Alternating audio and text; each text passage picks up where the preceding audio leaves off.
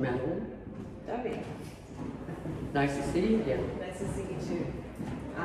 Thanks for coming in. I wanted to start the interview that we're doing just by asking you to give us a little bit of information about yourself, sort of who you are, why you're here.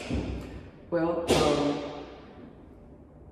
I'm in Louis Joel's gallery because it is a community gallery, and it serves a great purpose in addressing all kinds of niches for the community, from Sunday painters to more advanced avant-garde kinds of things. My painting is old school landscape painting, but with the notion of going out and actually seeing things. Going out and seeing things and observation. My background is in environmental science and in art. So being able to observe and record is very important in all sciences, you know? Yeah. You observe, you record, you deduce, you make some sorts of evaluations about things. All artists do that. The key thing is observation. And the point of showing these works here is to be able to express that need for preservation and observation. And for years, I supported myself as an environmental scientist, right? Yeah. A data scientist. So that you're looking at individual points of data, you're looking and trying to coalesce that work into a complete picture of something. Obviously, you end up with, you know, a frame of something that you've observed, and it becomes larger and larger, or smaller and smaller, depending on what the intent of the science is, or the intent of the viewer, or the intent of the artist. And now that I'm retired, I have the money to be able to do what I want to be able to do. With that goal in mind, it's like, you know, I want to be able to make the work without being dependent on trying to compromise something, right? And thankfully, I'm still in good nick and still have some options available left to me so that I'm able to do this. And Louis Joel is a perfect little space in order to do this. That's really the gist of it. Yeah. Why I'm here in Australia is because, you know, I took a leap of faith and I said, okay, you know, life's too short to live in one place, let's go live in another country. Originally from Louisiana, from, you know, Cajun country, that is a real melting pot of cultures, you know, French, Spanish, African American, you get all of those things, so it actually is a gumbo. That is the thing, it's a gumbo. And so I'm always drawing on that mixture of stuff, you know? It's like, how would they do that? How would they do that? How would they do that? How would they see that? You know, what other ingredient can I throw in this to add depth to the savory view, you know, that you're creating? Yeah. And my strongest supporter and my harshest critic is the partner who brought me here. He says, let's go. I'm going home. You can come or not. Okay, let me pack up the dog. You know? So, and it's only because of the dog, really, that I ended up here. So in Altona. So yeah. So all because of the dog and the partner. And all because of the dog and the partner. So there you go. And it's really interesting to see your kind of vision on the Australian landscape, which, as you said, is not where you grew up or where you originated. I'm really interested in what you were saying about your skills in observation being honed over your time as a scientist and as a data scientist, and how that relates to your method And I know that you use like plein air sketching. Yeah. Could you walk us through what that looks like for your work? Yeah, the real important thing is, for me, is the observation part of it. You can only do that when you go out and you sit in the landscape, or you sit with a bowl of fruit, or you sit with a person, and you observe the things that you're able to observe with these, sensors that are your vision sensors, and look at the light. We only know something is there because of its juxtaposition to something else, I only know something is light because something dark is next to it. I only know that something has mass or airiness because of its juxtaposition to something else. And that's what you learn as an artist, is juxtaposition and adjacency. Mm-hmm. Oddly enough, that's also what you look at when you're doing data science. Mm-hmm. How do you describe adjacency and juxtaposition to things, all right? Mm-hmm. So going out with a box of oil pastels, the most rudimentary kinds of, I've got these colors available to me, and I've got this flat medium. How am I going to translate this 3D view that I see and crop it down to a two-dimensional surface? That is always the challenge. Mm-hmm. I've looked at, everybody from, Velázquez to Sorolla to, Goya to, any artist who really spends time looking at how things are formed with light and shade, then that's how that appearance, how that illusion, is created for you. Then you reprocess it all in your own brain. Oh, that's how that works, And so, going out in plein air, I do a bunch of sketches. My partner takes photographs of everything, to get the overall ambiance, the overall environment, and then I go back into the studio and paint. And the painting process is really looking at the sketch and then going from there, then just losing the sketch and then becomes the painting. Yeah. So there's that sort of going out and almost like gathering the data. Exactly. Out in the field. Yeah. And then going back to the studio and transposing that and finding the frame that is going to become. Exactly, yeah. Exactly. And it really is all about the light that you observe when you're outside, or you could be in a studio or wherever, looking at the light on the objects.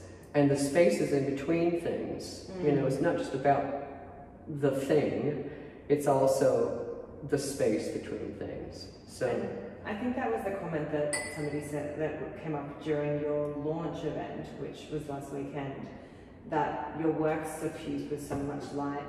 And once people started looking for that, it really changed the way that they approached working the space. It did. Really interesting to see. It sort of slowed people down, I think. Yeah, it did. And with these particular paintings, the effluvium of these landscapes from above are, you're thinking of it as a horizontal surface, but then some of the other paintings, which are landscapes in the traditional sense, where you have a horizon, you have an object, a mountain or something else, the shade and the deterioration or the formation of that, geology is just as important on a horizontal surface as it is on a vertical surface or something that hovers above it. You know, like a cloud, for example, Yeah, and I think that's really what the oils bring to your work, is that sense of depth. Oil painting is like a vertical medium as well. And it is such a traditional, old-fashioned thing, you know? I also make furniture, and it's not production furniture, it's handcrafted stuff, right? And you have to know where the grain is, you know? You have to work with the grain. You have to have compatible kinds of wood so that one expands and contracts at the same rate as the other one, you know? So, and oil paints, rather than acrylics, have such a more delicate way of blending, at least for me, because I actually like the fact that they don't dry fast, you know, because then I can go back into it and fiddle around, you know, I can excavate it, I can carve into it, I can you know, add a squiggle, or, you know, take the end of the paintbrush and carve into it, and, you know, make patterns or lines that will represent something else. Yeah. Yeah, and it makes your landscapes really, I mean, really vibrant, but really lively as well. The ability to have depth and also to create a sense of movement through that excavation. And it's a real, it's just something that I've done more in the last few years, where I've actually said, you know, I know that there's underpainting here. What if I just scrape off that white and expose the red underneath, you know? What if I, you know, scrape off the black and expose the green or the red underneath that, you know? What does that actually do? The other thing is that there is also a sense of music in that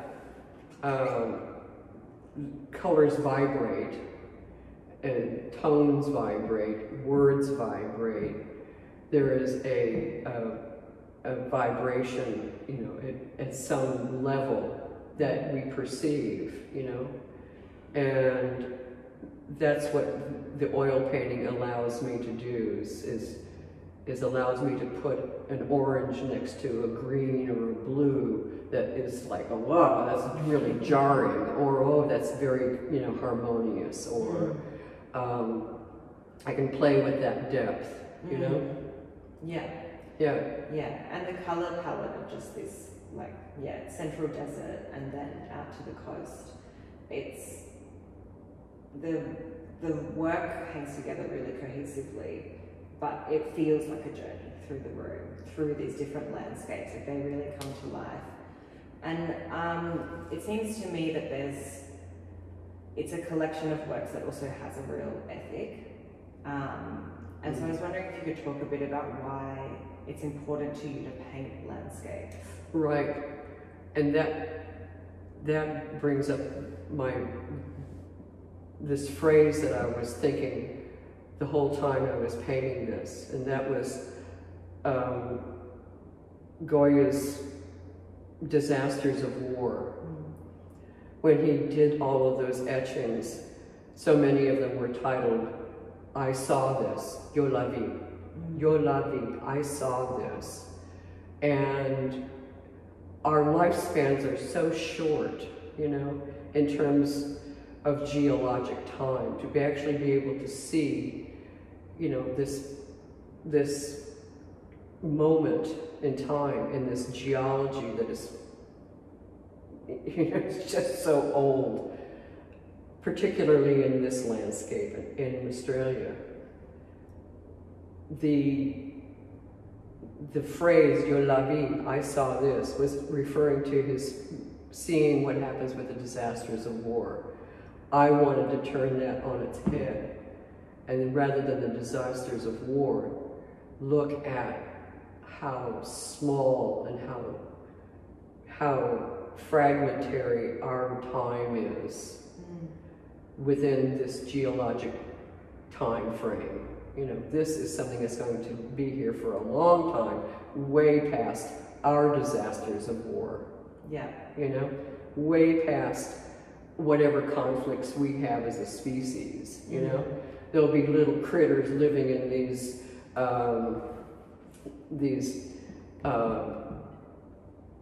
you know, puddles and these landscapes and in these, you know, these welling up of water holes and these environments that we have so little effect on, really, you know?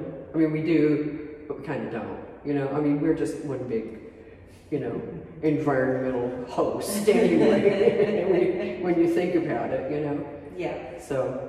Yeah, there's a sense that the landscapes you're painting are both really old and will persist, but also that we're seeing them at this particular time. Yeah. That was the whole notion, is that I get to see this particular level of work. You know, when I go around and look at the paintings in this, it's like the coastline, all right, and you see the action of water on the land, that juncture of water on the land, all right, that juncture of water from the sky on the land, that junction of, you know, the atmosphere and its turmoil onto the surface of this planet and how it works. And what is really extraordinary about Australia is that it is such an old continent, worn down. The colors are based on the residual amount of iron ore that's left on the planet, you know? How much iron ore, how much salt, how much other kinds of, you know,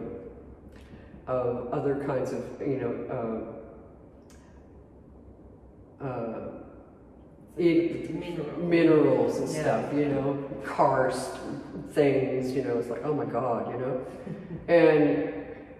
and which things erode faster, you know, faster in geologic time. You know, yeah, that's eroded really fast. What's also interesting is that some things you also see where it's like, okay, geologic time, it takes a really, really, really long time. And then sometimes it reaches, you know, an angle of repose and it just goes, you know. Yeah. It happens all at once. It happens all at once, you know. So that was the kind of thing that I wanted people to be able to take away with them, you know. Was that, yeah, this is the coastline of Lake Eyre, or these are the mountains that were, you know, near Coober Pedy, and juxtapose that to some of the human interactivity, like the mining tailings at Coober Pedy, you know, and they will melt and, you know, return, you know, so. Just fascinating stuff, you know? Yeah, and there's so little vegetation in these works of yours, and particularly in sort of the larger salt pan works, which are just like, you know, so it's such a pared back environment to us. Yeah. You know, but there's a whole host of interactions with the soil and the sediment. And there's whole ecosystems that are living within these things, all right? What really struck me when I moved to Australia is that I never really had an opportunity in the United States to actually be able to see Indigenous artwork there. Yeah. And when I saw Aboriginal artwork here, it totally changed my mind about perspective, you know? Not just visual perspective, but also a time perspective. Yeah. All right? The visual perspective of, am I seeing this from above, or am I seeing body painting, or am I seeing something that represents a timeline, or am I seeing a map that tells me how many water holes there are to the next, you know, or how many hills there are to the next water hole, or am I looking at a gathering of people that's described in a different way, you know? And so, you know, obviously not wanting to appropriate that vision, but to tweak my, you know, my heavily, you know, trained classical art training European mindset of what landscape means. Yeah. You know, what that is. Is it a, you know, a visual perspective this way, that way, you know, which way is, from my viewpoint, from my sensors, you know, rather than a sensor back here somewhere, you know. Yeah, it kind of disorients your view of what a landscape is, or what it is to see a landscape. But it's not abstract. It's not, you know. Absolutely, these are not abstract paintings. Yeah.